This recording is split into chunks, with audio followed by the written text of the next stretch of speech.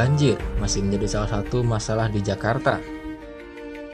Ketika banjir datang, mulai dari kemacetan, kerugian materi, hingga masalah kesehatan pun merupakan dampak negatif. Belajar dari pengalaman, Pemprov DKI Jakarta kini berbenah diri. Nah, kalau boleh minta ya dikaruh. Mulai dari normalisasi saluran hingga kanal,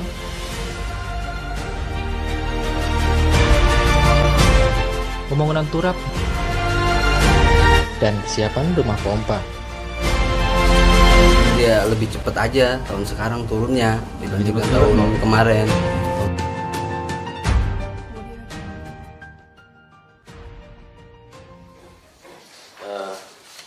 Selanjutnya update progres pengadaan barang jasa. Pak Bres.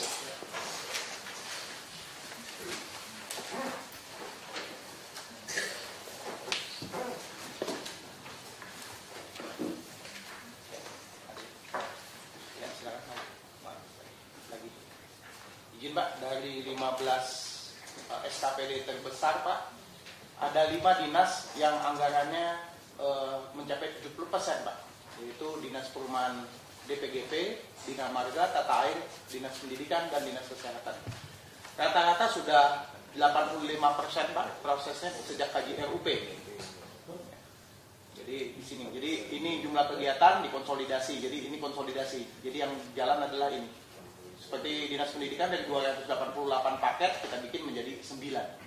Minggu ini insya Allah sudah lelang konstruksinya. Lanjut lagi. Ini outline pengadaannya, lanjut.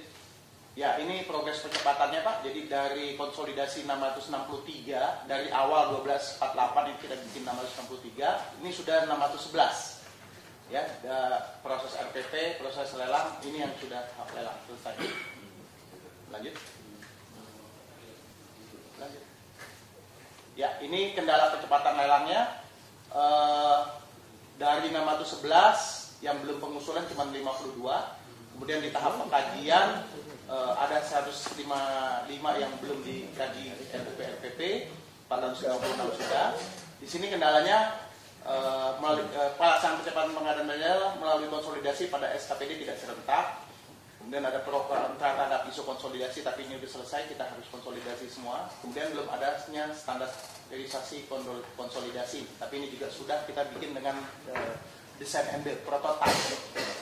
Kemudian SKPD tidak mampu mengidentifikasi kebutuhan secara tepat melalui riset pasar atau mapping penyedia. Ini terjadi kemarin kasus di salah satu SKPD. SKPD apa? Sebut aja Pak Ustaz. Izin Pak, BPKAD Pak. Jadi di BPKAD kemarin itu dia untuk ada satu contoh vendor membutuhkan 10.000, dia punya pengalaman melakukan survei 10.000 barang gitu misalnya. Tapi ternyata di pasar tidak ada 10.000 barang yang seperti itu, sehingga sampai kapanpun ya lelang tidak akan tercapai. Makanya saya ini kan bahwa rencana kebutuhan itu harus disesuaikan. Jadi ibaratnya kalau kita cari mobil kecepatan 300 km per jam, padahal di pasar cuma adanya 200 km per jam. Nah, ini yang harus di mapping dengan baik.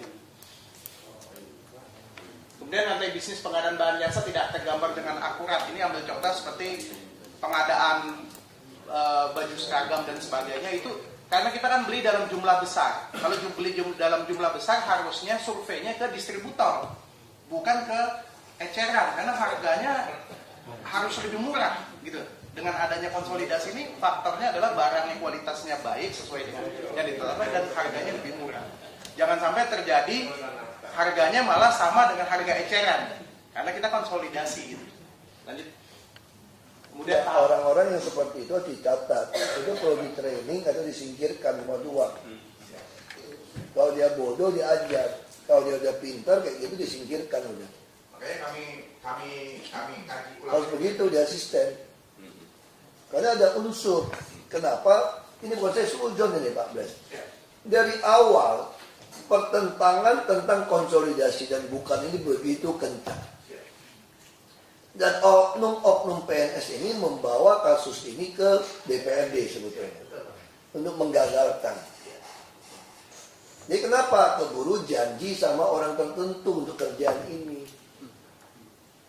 Jadi tolong ini bisa contoh, kita juga bisa batalkan mumpung ada Pak Teguh. Saya bilang Ibu Hening itu membuat rancangan yang salah. Waktu saya mengoreksi di sini, waktu menyusun anggaran 2016, beliau ngotot bahwa sipil di Kalibaru Timur itu penting. Saya tahu Kalibaru Timur, bapak saya punya rumah di situ dulu. Sopirnya semua tinggal di situ. Mes Pemda Belitung juga rumah bapak saya di situ. Jadi saya bingung kenapa mesti tanya sama wali kota bilang perlu. Terus saya minta kirim fotonya. Saya kaget. Menurut saya ini malah lebih kecil daripada kali yang ada di Abdul Muiz, minimal mirip.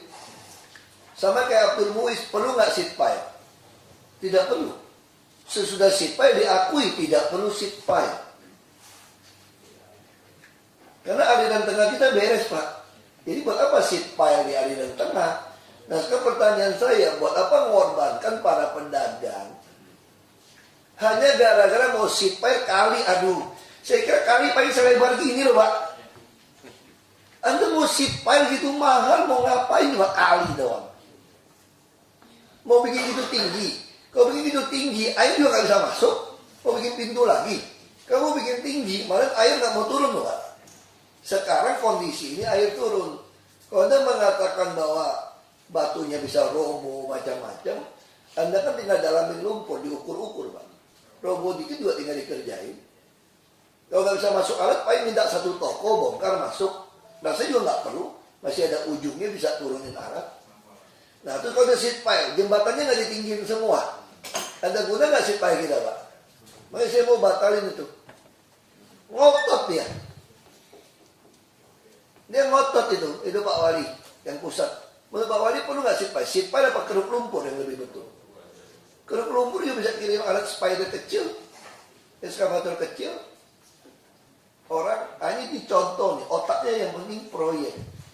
Nah saya ketemu yang sitpile Abdul Muiz, jangan-jangan yang mau menang kecil juga sitpile yang punya. Teman saya kuliah, ngotot mau datang makan. Nah aku maki-maki kemarin, aku udah gak peduli. Bilang masa kita temen gak boleh ngobrol, gak boleh apa. Lu ada apa? Lu ngomong. Saya gak ada waktu. Aduh masa teman kuliah gak boleh datang ngobrol makan. Oke, datang. Janji 2 orang. Saya 4 orang atau 5 orang. Loh, kok itu rame? Saya siapin makan tuh. Saya paling benci kamu ngomong 1000 orang pun saya siapin. Tapi ngomong. Dia bawa kontraktor sitpile Abdul Muiz. Brengsek kan? Ada bonceng. Bonceng. Yang berargumentasi soal sitpile itu. Saya enggak mau. Makanya PU sampai hari ini mau nggak beli sitpile sendiri? Enggak juga. Masih mau lelang sitpile kecil-kecil itu. Sebetulnya saya udah bilang nggak perlu. Kita sitpile sendiri lah, Pak. Ngapain, Pak? Kita bisa bayar operator, bayar apa. Yang kecil-kecil dibatalin langsung di perubahan masukin. Ini cara buat anggarannya. Terus Bapeda saya udah ulang berkali-kali juga. Misalnya begini. Kita masih 47% sekolah berantakan. Kita pengen 2017 udah deh sekolah dibagusin semua deh. Kecuali sekolah yang saking hancur kita pengen bangun rumah susun di atasnya. Buat guru atau siapa misalnya. Kita bisa tunda. Tapi ibu nggak boleh Bapeda panggil dinas pendidikan. Bilang begini. Tolong ya anggaran Anda minimal persis seperti tahun lalu. Nggak boleh lebih dari tahun ini. Itu namanya bukan berbasis kinerja. Bukan money follow priority. Prioritas. Paham nggak maksud saya? Jadi itu nggak betul itu. Ya gimana caranya supaya bisa murah? Yang bisa PU tata air nggak ada lagi per proyek satu kali ini lelang nggak ada. Anda beli mesin aja kerjain sendiri dibatalin semua itu, Pak. Nggak masuk akal, Pak. Tuh pompa-pompa kayak Asiana. Bapak merasa nggak, Pak? Bukan saya suuzon, Pak. Grogol tiba-tiba rusak kan tenggelam lagi kan, Pak? Nggak masuk akal udah kemarau rusak lagi. Yang tersumbat juga wali kota Timur. Ini adalah Taman Mini tersumbat. Tadi ini tersumbat. Saya nggak mau tahu kalau tersumbat lurah camatnya langsung diberhentikan. Jadi saya tidak mau hujan baru bilang tersumbat. Terus jawab saya, 3 jam juga surut kok Pak. Saya nggak mau tahu. Mata kaki juga nggak boleh sekarang. Kalau kurang besar tali air ya bobok. Kalau itu lurah mau ngapain? Ini yang mau jadi lurah ada 790 orang loh melamar udah lurah ini. Tapi saya buka lagi nih, umur 52, 53, 55 boleh ngelamar jadi lurah. 56 juga boleh. Kalau dia mau mengabdi di kampungnya 2 tahun, kenapa nggak boleh? Dia mau batu loncatan, mau jadi anggota DPRD, boleh nggak? Boleh. Sekarang mau pensiun nih, ngelamar jadi lurah. Bayangin ya, dia 57 atau 56 mau pensiun nih. Kira-kira pensiunnya pas 2018 nih. Dia tiap hari urusin masyarakat di kampungnya juga. Dia memang orang kampung itu gitu, jadi lurah gitu. Jadi lurah nih, saya jamin dia pemilu 2019 jadi anggota DPRD di DKI. Satu kelurahannya dia keliling. Nah kenapa batasin umur orang itu mau jadi lurah? Saya butuh orang yang mau mengabdikan diri sekarang. Kalau yang merasa udah kaya nggak usah mengabdikan diri lah. Nah sekarang bisa contoh. Tadi saya datang ke madrasah apa istilahnya ya? SMP itu mana dia? Sanawiyah ya, SMP itu Sanawiyah tadi. Saya berpikir menarik ini. Saya minta angkat tangan. Siapa yang dari Tangsel? Hampir lebih dari setengah Tangsel. Serius ini. Lebih dari setengah loh Pak. Saya mulai berpikir dulu waktu saya jadi bupati. Saya berpikir saya terlalu gampang juga. Dia datang Pak Kiai, Pak Haji, Pak bikinin pesantren buat kami Pak. Dah, bikin. Ternyata orang kampung kita nggak ada yang mau masuk pesantren kawan. Dia dekat rumah. Gimana isi dari mana? Berhitung semua dari Indramayu, dari Jawa, dari mana Lampung untuk kita isi. Berarti kita membangun tidak sesuai kebutuhan. Nah sekarang kita lihat, saya tanya, banyak nggak anak orang miskin di kita yang tinggal di rumah nggak layak? Banyak. Waktu tes masuk sekolah negeri bisa masuk nggak? Enggak, karena kuotanya nggak cukup. Sementara kuota kita kasih ke orang luar, mungkin bayar kali, itu mesti cek nih asistennya. Nah saya nggak mau persoalkan itulah, bantu tetangga dia mau sekolah sih oke saja lah, kasih kuota nggak salah. Maksud saya kenapa kalau ada sekolah yang jelek seperti misalnya dari sekolahnya bangunan jelek, kenapa nggak atasnya langsung bangunin apartemen? Guru dan keluarganya tinggal di satu lantai. Masing-masing guru nih, satu lantai ada 2 guru satu lantai. Sisanya murid yang miskin. Jadi si guru ini selain tinggal bersama keluarganya di lantai apartemen ini, dia juga tinggal menjadi bapak ibu asuh dari murid-murid. Bisa diajarin sholat, diperhatiin. Ini maksud saya sekolahnya mesti seperti itu. Jadi bukan pesantren, tapi sekolah MAN ini, tapi anak-anak tidak mampu kita terima tinggal di dalam. Ini akan jauh lebih baik. Jadi kalau orang pengen berbau agama, pengen anaknya dilatih dari agama, nggak mau masuk SMA negeri yang nasional, ya masuk sekolah itu. Dan kita kasih rumah buat mereka. Ya anak-anak itu bisa tinggal di dalam itu. Gurunya juga jangan tinggal jauh-jauh, tinggal di dalam. Nah untuk yang sekolah kasus seperti itu, yang udah jelek, kita harus bangun seperti itu. Coba nih Pak Daman, apa ada kewajiban atau dari kita anggarkan. Saya ingin sekolah 2017 semua kita anggarkan selesai. Malu Jakarta itu. Sehingga kalau saya nggak jadi gubernur lagi pun, nggak ikut lagi pun 2017, saya berhenti Oktober. Minimal saya meninggalkan nggak ada sekolah yang jelek di Jakarta. Dan semua yang kita tanggul itu harus kita buat rusun. Nggak boleh dikuasai orang. Jadi tolong dia waktu penganggaran Bu Tuti nggak boleh bilang, Mbak Peda, tolong pendidikan anggarannya cuma boleh sebatas tahun lalu. Nggak bisa. Kalau sampai uang kita nggak cukup, nanti kan ada kewajiban-kewajiban agama. Susun dulu. Nanti begitu duit kita nggak cukup, kan kita ada pembiayaan. Tapi ini kan bukan pembiayaan. Ya sudah, yang itu langsung dianggap seolah pembiayaan walaupun ini tidak masuk ke APBD. Seolah-olah kan kita susunkan pemasukan pengeluaran pembiayaan nih.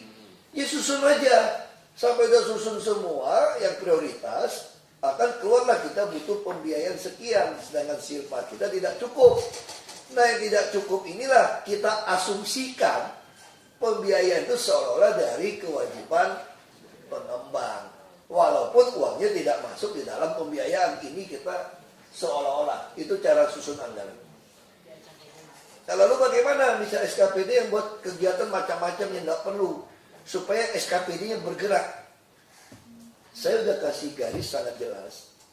Tahun depan SKPD yang nggak perlu sekali biarkan dia nganggur. Lu pegawainya mau dikemanain?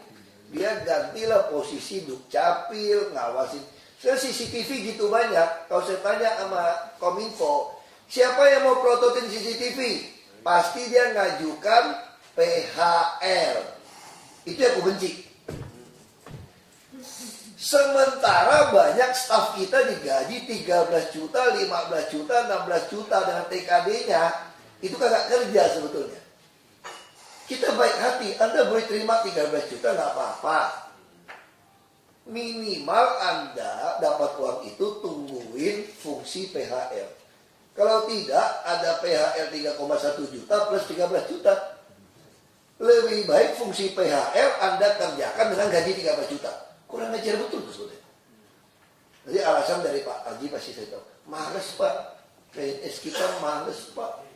Disuruh kerja tuh nggak bisa disuruh Pak, suruh prototin aja tidak jelas. Ya gampang kalau seperti itu, ya dicopot TKD-nya. Kalau 13 juta dicopot TKD, dia tinggal 3 jutaan, kita masih punya 10 juta. 10 juta kalau Anda pakai bayar PHR, 3,1 juta asuransi, Anda masih punya 6 juta. Kan untung. Jadi jangan belum apa-apa sudah menuduh PHR tidak bisa diganti oleh PNS. PNS kita malas. Kenapa PNS kita malas? Oknumnya ya. Kerjakan itu nggak mau. Karena dalam otaknya, kamu nggak bisa pecat saya, TKD saya masih terima, kamu mau ngapain? Oh sekarang hilangin TKD. Gampang kan? Waktu menghilangkan TKD-nya baru boleh ambil buat bayar PHR. Tolong para wali kota nih dilacak nih, lurah, camat. Dan ini yang ketiga, saya juga tidak mau Anda mengisi kotak struktural. Saya ulang ini dari awal. Tolong.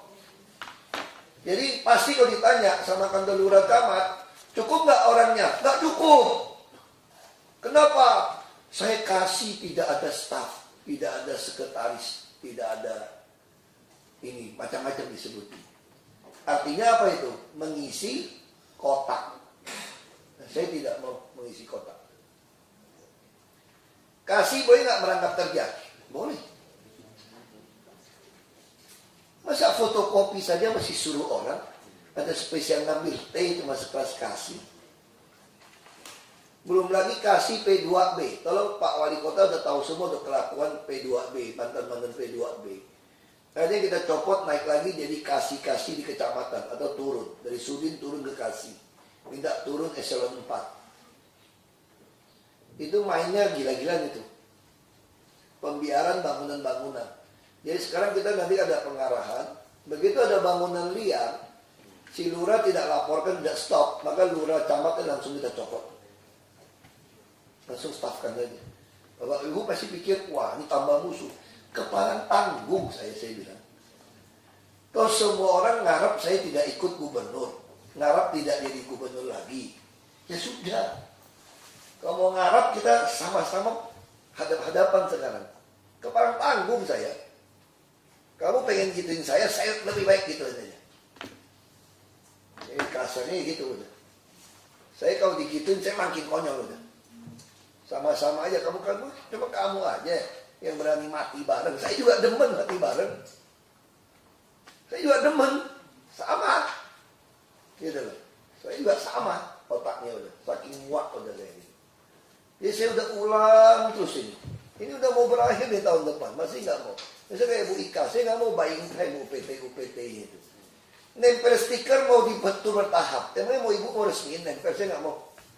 Saya mau akhir bulan ketempel semua. Dan mulai berlaku kalau yang main usir satu lantai. Ibu kalau nggak mau ketat kayak begitu ya, nanti semua rusun kita dijual disewa itu. Percaya sama saya.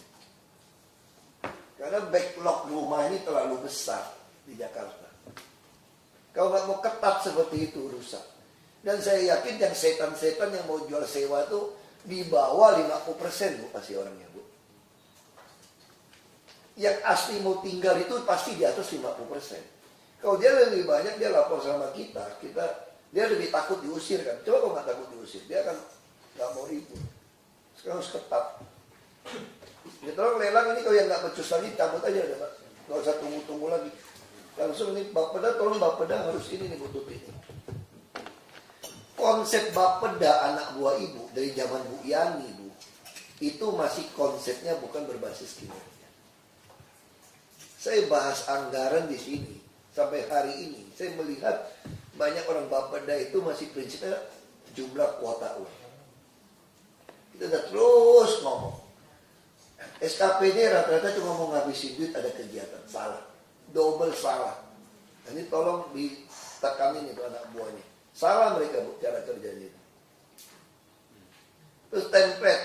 Kita yang ngarahkan. Ini bagaimana bisa beli yang sama, template-nya begitu banyak cuma. Bapeda tampung aja. Ini nggak keburu kejar lagi RKPD. Template kan maksud saya gini loh. Kalau saya Bapeda, saya tahu nggak sih perilaku anggaran yang dipakai dari SKPD? Tahu kan? Saya yang susun template-nya. Anda suka minum, ini kategori template-nya minum ya, udah semua ikut.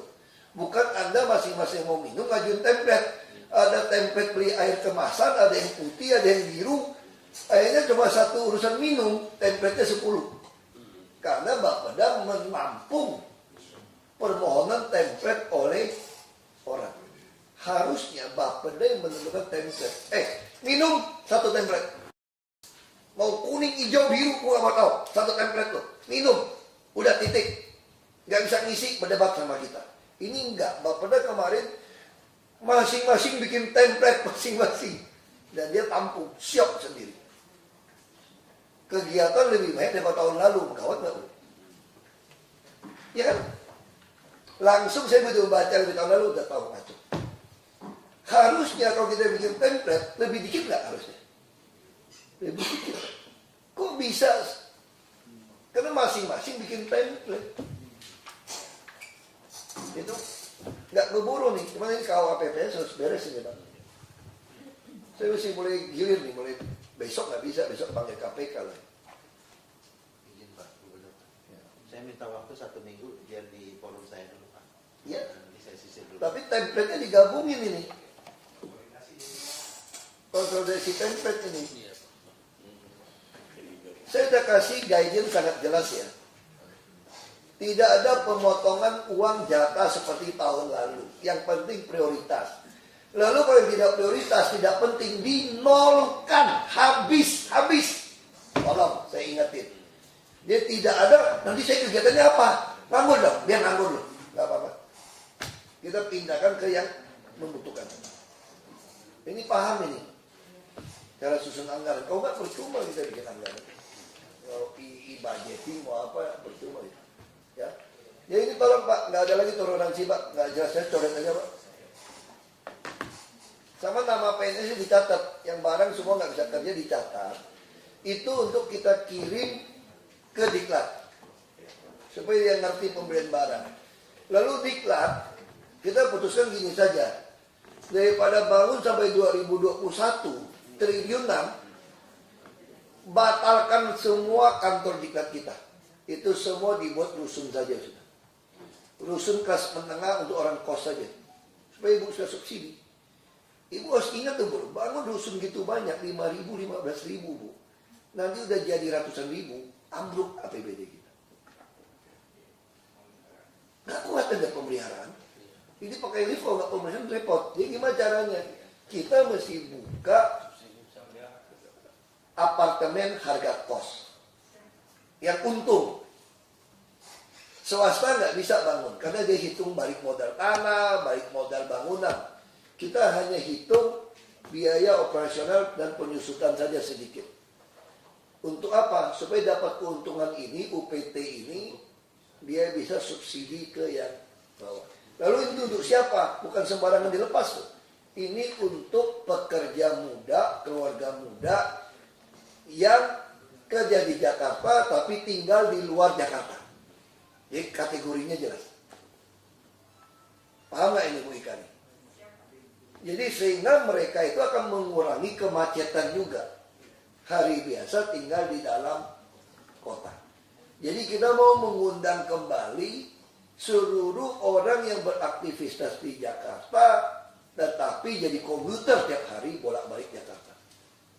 Untuk tinggal di dalam kota Jakarta. Berapa bayarnya? Ya harga kos lah. Kos satu kamar dia suami istri dia gabung satu keluarga 3 juta atau 4 juta sebulan. Dia daripada bolak-balik sewa mobil, apalagi langsung ada LRT lewat. Ada bus. Kita bisa bikin subsidi. Asal Anda kan dia mesti dipotong Bank DKI. Langsung naik bus nggak bayar. Itu keuntungannya. Jalan kaki, trotol dilebarin, naik bus nggak bayar. Jadi uangnya bisa dipakai buat cicil rumah di pinggiran. Waktu dia tambah tua dia punya rumah di pinggiran. Dan kita juga untung nggak ada kemacetan. Ibu tanya siapa pangsa pasarnya? Aduh bu PNS aja nyewa udah penuh bu, nggak cukup ibu bangun.